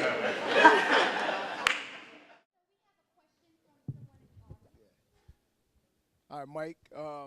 I'm just going to ask that I know we talked earlier before the presentation started, and I'm just going to ask from a parent perspective, we talked about these bigger universities, and from a parent perspective, if you ever look at the price tag of these universities, you know that it can be very intimidating. So Mike, I know we shared a little bit before the presentation started. If you guys can kind of let people know kind of how these prestigious universities work, financial aid, and from that perspective. Thank you. On scholarships, don't be afraid of the big price schools. The big price schools, the reason being is that the harder it is to get in, the more money they have. So when you see a price tag of $60,000, start smiling. Because if your family makes under $85,000 a year, you go for free. Plus, they give you money every month. If your family makes maybe 120 and under, then there are different polls that you can go through. So for me, I grew up on food stamp welfare. If somebody had told me that at that time, I would have went for free, y'all. They would have had to pay me. So I think that don't be afraid of those things. Also, let's talk about student loans. Let's assume that you get a student loan to go to college. That's not a bad investment if you major in the right thing. If you major in engineering, computer science, those kinds of things, you're going to make it. Think about all the money that a doctor spends to get into that area of becoming a doctor. And you say, man, this person has $2,500 a month in student loans. But if you bring it in $50,000 a month, I'm going to give it. Amen. I'll get that $2,500 every day. So student loans, the higher they are, the higher the school is in return of academic standards, they have more money. Thank you. Does anyone else have a question? We still have time for more questions. Any student have a question? Okay, I have a question. But first, I'm going to ask everyone to close their eyes. You can just close your eyes for me. And here's the question that I want to ask you. Have you ever told yourself that you were shy? Or has anyone ever told you that you were shy? So please close your eyes for me. And if you have ever been told that you were shy, or if you've ever told yourself that you were shy, I'm going to ask you just to raise your hand. Everybody close their eyes. Raise your hand if you were told that you were shy. Come on, don't be ashamed. Let's do it. Raise them high. Raise them high. Let me see. Okay. All right. Okay, put your hands down. Open your eyes. So I'm going to tell you something that's a lie. I have seen, now I've never been told I was shy. Maybe I need to step back a little bit. But I have seen and I have heard of so many people that say, I'm shy. I'm shy. How you know you're shy? Because my mama told me that I was shy. Because such and such told me that I was shy. And so they heard that they were shy. So they believed that they were shy because they told themselves that they were shy. And so when you tell yourself something, and when you start to believe that, because when you tell yourself something, guess what? You always listening. So when you tell yourself that you're shy and you start to believe that, you start to behave like you're shy. And when you're given opportunities of a lifetime like this one to ask questions, you don't ask questions because I'm shy.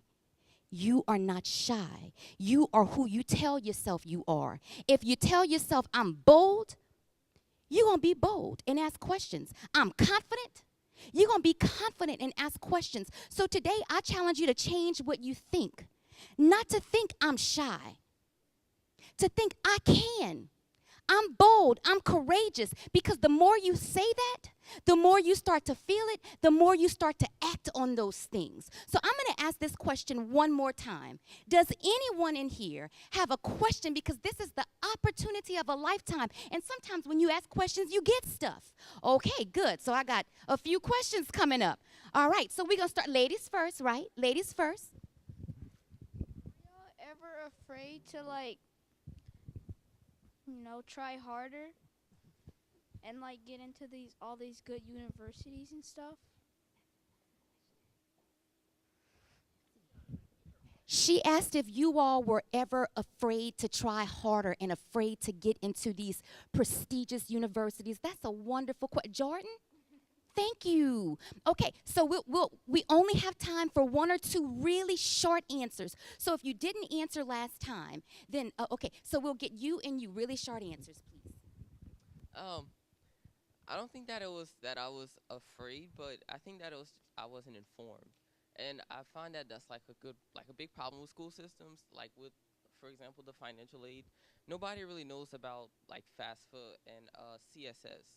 But those are things that actually give you the big scholarships, but people actually go towards things in smaller increments, and they just go for the $100 scholarship, $1,000 scholarship. But you just have to be able to go towards the big, I guess, picture. Can you give the mic to the young lady? Oh, I got to give her a more. Oh, look on the back of our shirt. You wear that every day to let you know you graduated from college. I don't have a small shirt, so I'm going to have to give you a big shirt. And I normally don't give you money because you're so young and you ask the questions.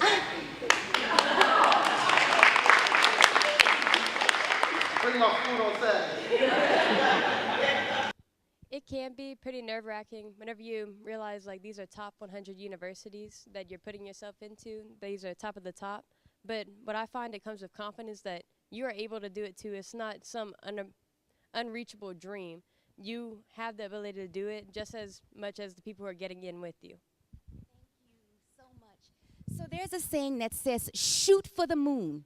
No matter what you do, shoot for the moon. And if you reach the stars, guess what? You're still above the clouds. You have got to be willing to try big things because you can do whatever you put your mind to. So we have 2 questions, and then I don't know how much time we have to have left. Okay. Good morning. My name is Aiden, and I have a question. So is it hard or is it easy to choose a certain college?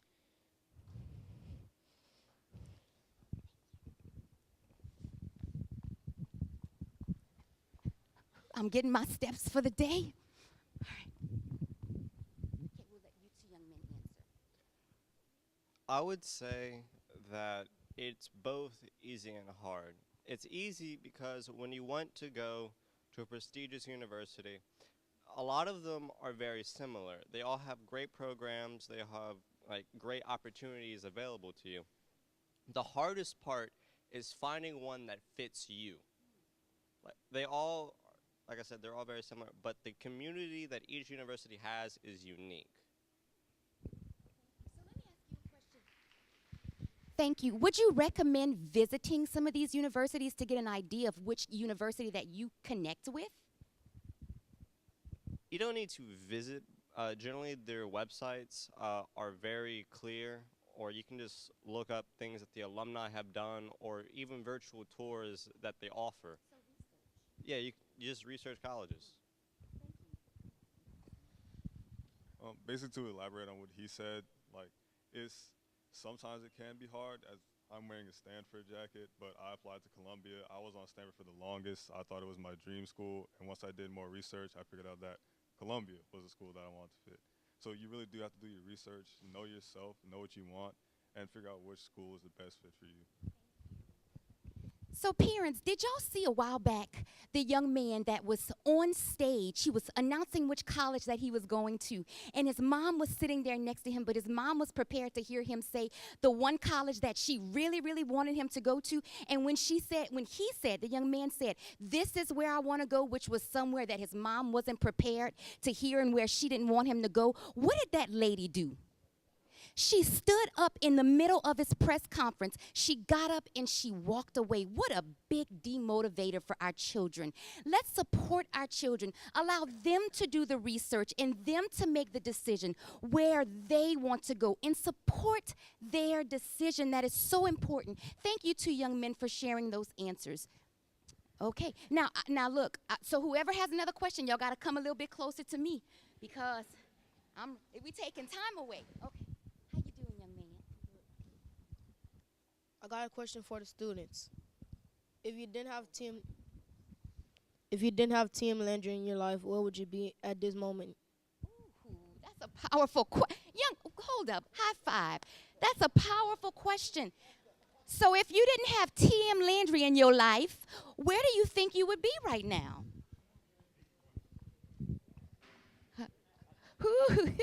Okay, so okay, yes, sir. If I didn't have T.M. Landry in my life right now, I'd be back in my old school, probably wrestling, probably thinking about applying to like McNeese, the least expensive college I could think of where they would accept the lowest ACT score. But then I'd probably take out a loan. That's what I'll be doing right now. Wow. So I graduated college at the age of 27. Don't judge me. I just made 40. Don't judge me. And guess what? I'm still paying. And it's not, trust me, it's a car note. I'm still paying on my college loan.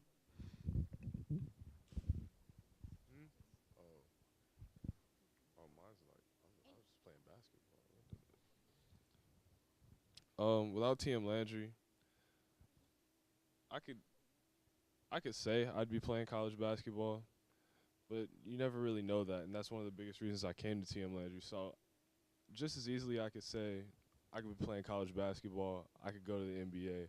I could just as easily say halfway through my sophomore year, I tear my ACL again, and I never play basketball again, and I have no money.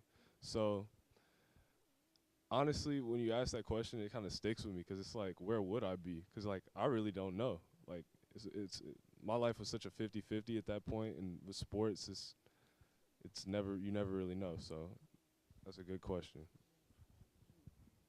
And young man, thank you so much for that powerful question. So, Aaron, how are we doing with time? Okay, so we only have time. We have one last question. So I am going to allow. Okay. Now, we had someone back here that had a question, also a parent, but I know we're running out of time. The question for the students. Okay. Do y'all feel more confident by doing all these opportunities? Do y'all feel very confident by doing all these opportunities with TM Landry? Do y'all feel confident about all of these opportunities that you all are doing in TM Landry? Yeah, I would definitely say that I'm more confident now because in the 8th grade, you know, I was pretty shy. You know, I would talk to people, but it wouldn't be like full-blown conversations. But just to say that I went to Harvard this summer and actually like talked to people, talked to my professors, and met people that were from around the world, you know, it's really crazy just how much I've seen myself growth. And, you know, just to see all these bright students and all of our younger students at the school, you know, talking more than me than I did at that age, you know, it's pretty confident, you know, or it makes me more confident, makes me more proud.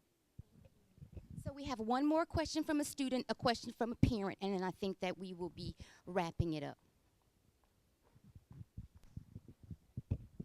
Good morning. My name is Archie James. I have a question for the students. At what point in time did you trust TM Landry to further your education? Whoa, trust. Oh, young man, thank you. Amazing questions from these people. Okay, so, all right, so someone who has not yet spoke, have all of you all answered questions already? All right, so we'll get 2 people to answer. I would like to get you to answer, and who else has their hand up?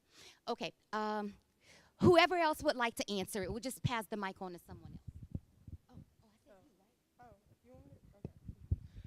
All right, so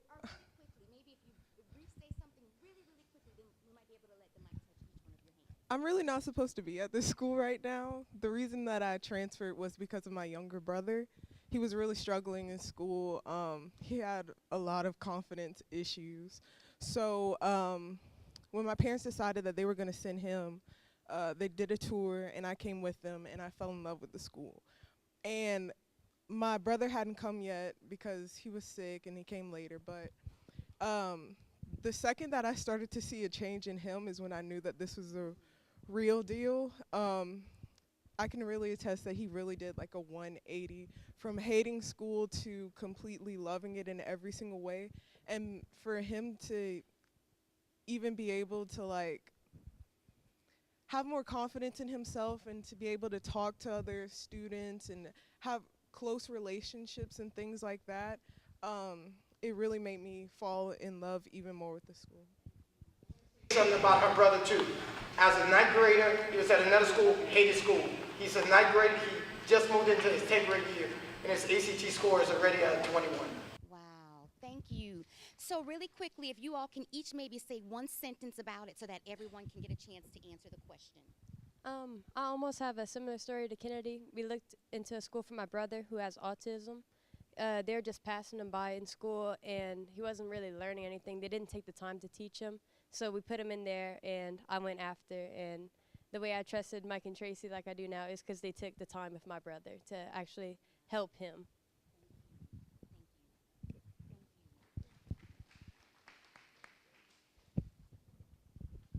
I'd say my experience was almost the same as theirs. The moment that my brother said that he wanted to go to college, that's whenever we knew something was different because he never wanted to go to college. Anybody else? Okay. For me, it was when I realized that my ACT wasn't high enough. So at that point, I thought I'll never be able to go to college. Then my parents told me about TM Landry. They showed me a few videos of kids getting accepted into college, and I thought, whoa, that's kind of crazy. And so I decided to, transfer in. I was filling out the school trying to see how it was, and it was really great. I fell in love with the school when I walked through the door. But before it, I was like, hold up, this is a fabrication building. What's But then I came in and I saw every one of these people around me now, except Zay, of course, and Vince, because he came in like a week after me. And they all loved it, and it was just the atmosphere for me. I've never been to a school where I saw everyone in love with their education.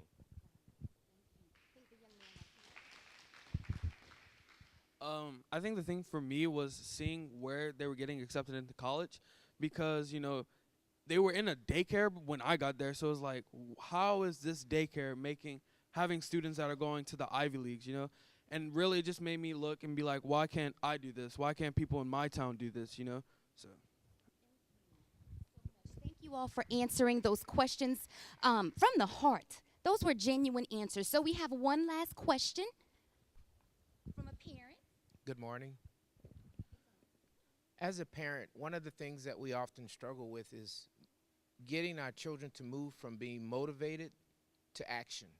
I'd like to know, where do you students from TM Landry draw your inspiration? Where do you get that spark that caused you to move from inaction to action? Because if we could discover how to get our youth to move from inaction to action, that's one of the recipe items that we need to pass on to more parents. So can any of you address that one spark or that item that inspires you to want to gather this knowledge? Look, all the hands came up.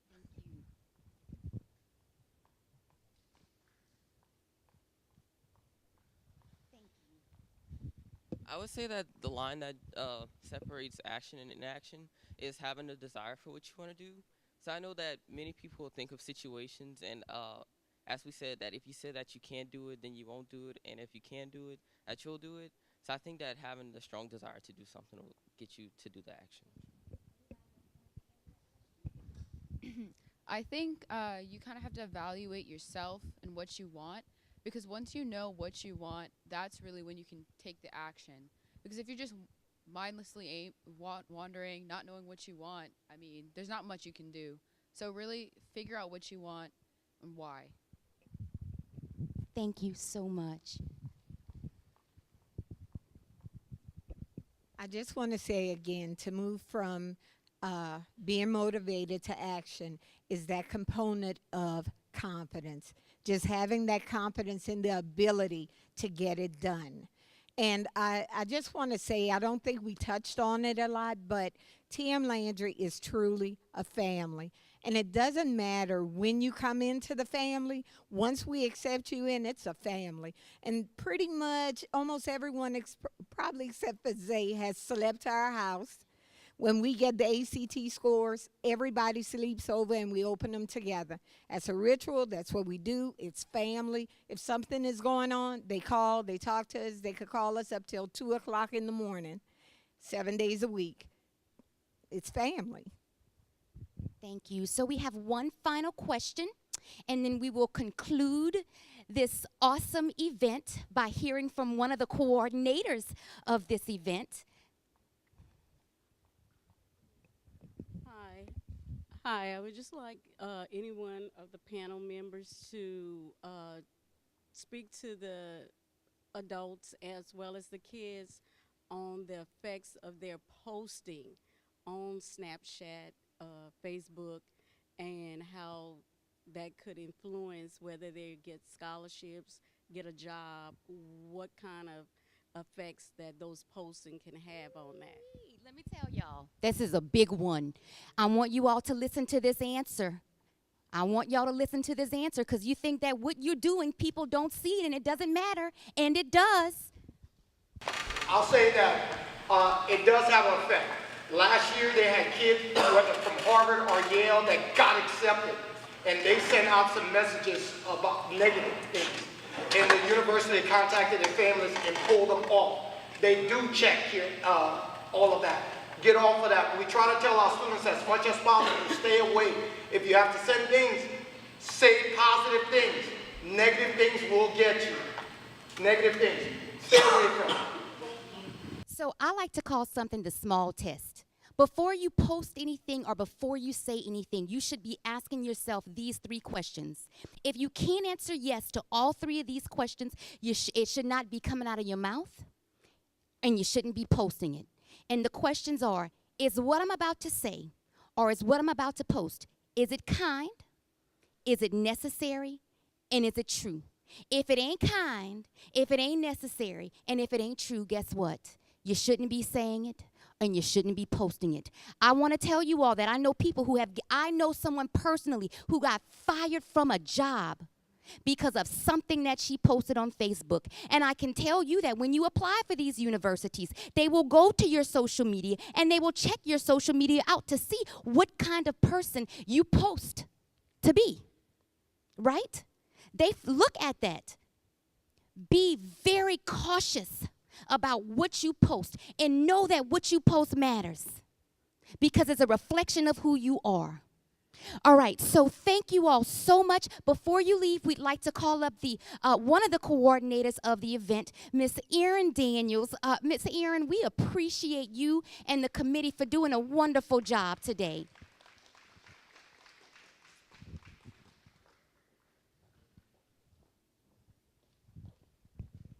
Well, I hope y'all leave today a little bit, at least a little bit more inspired. My name is Erin Daniels, and can y'all hear me okay? Is that better? Okay. And I support Jaylene Joseph, the youth coordinator here at Immaculate Heart. And we took away so much today, a lot. And I encourage you really to make those real connections. It's easy for us to turn on our phones and get connected, like we said, to Instagram. It's easy to get so caught up into things. Take some time during the day. Turn off your phone, let's say maybe for 10 minutes to start. Make those connections, those IHM youth parishioners we have here.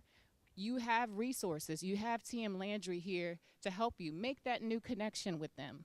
Bring people into your circle who are positive, who want to see you strive and move forward. So I really, before you leave today, take that moment and take that time. This is your moment right now to make connections with some of the students here. So please keep that in mind. A couple of things. I just want to thank the committee for organizing this event. Y'all did a fantastic job. So would you please stand really quickly? Mary Naview, Angela Bernard, Jakari Guillory, Iantha Woods, Cora Senegal, Jaylene Joseph, and if I'm missing anybody, please forgive me. Judy Daniels and Phyllis Coleman also for their support.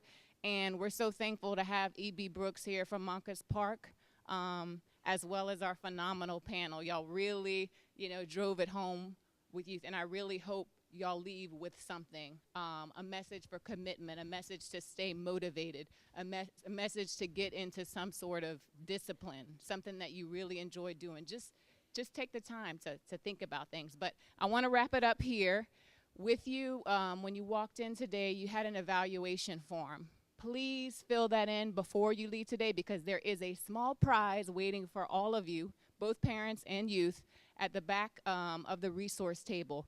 Fill out that evaluation form honestly, openly, individually as a person. We want your personal ideas and your personal thoughts. So please do that. And like I said, send it to the back resource table and you will receive a small token. So please fill that. Yes, and the resource table is at the back of the gym here, above the basketball goal. And Thank you all for coming. Parents, thank you for coming. Students, thank you for coming. TM Landry students, we want to congratulate you, and we do want to hear about when you get those letters of commitment to Harvard and Stanford and Brown and Wellesley and all of those places. So please, let us know. We want to celebrate with you. So thanks again, and that concludes our program.